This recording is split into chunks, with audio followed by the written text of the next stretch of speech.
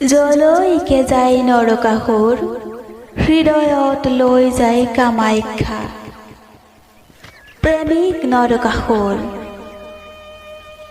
তেওঁৰ চেতনাৰ সোঁকাষে কামাখ্যা, বাওঁ কাষে কামাখ্যা, প্ৰাৰ্থনাৰ নাৰী কামাখ্যা। সপোনতো সেই ৰক্তকেশী নাৰী নিত্যৰতা, দি থকতো নৰকাসুৰৰ জলক্ত বক্সকুৰ সন্মুখত বিজুলী লতা চুলিত মেৰিয়াই নিত্যৰতা কামাখ্যা। অন্য কোনো ঠাই নাছিল নৰকাসুৰৰ য'ত কামাখ্যা নাছিল, অন্য কোনো হৃদয় নাছিল নৰকাসুৰৰ কামাখ্যাহীন। ভুল ক'ত আছিল নৰকাসুৰৰ? নৰকাসুৰে এদিন কাষতে বিচাৰিছিল কামাখ্যাক, প্ৰেমিকে বিচৰাৰ দৰে প্ৰেয়সীক।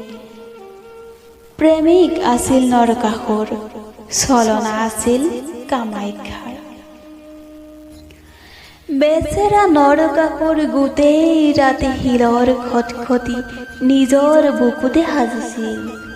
সেই খটখটিৰ নাম প্ৰেম। আৰু সেই কুকুৰাটো যাৰ কণ্ঠত কামাখ্যা আছিল, নাম তাৰ প্ৰতাৰণা।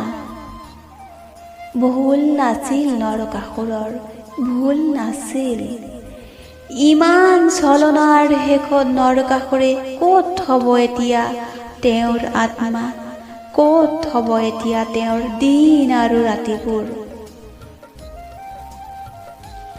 সেয়ে তেওঁ নিজকে ভাঙি পেলাইছিল প্ৰেমিক নৰকাসুৰক, আৰু হৈ উঠিছিল অন্য এটা নৰকাসুৰ। খিল খিলকৈ হাঁহি হাঁহি ছলনাময়ী কামাখ্যা লুকাইছিল ৰঙা জবাৰ মালাবোৰৰ আঁৰত, টিকটিকীয়া ৰঙা সেন্দুৰ আৰু বলিদানৰ তেজৰ আন্ধাৰত।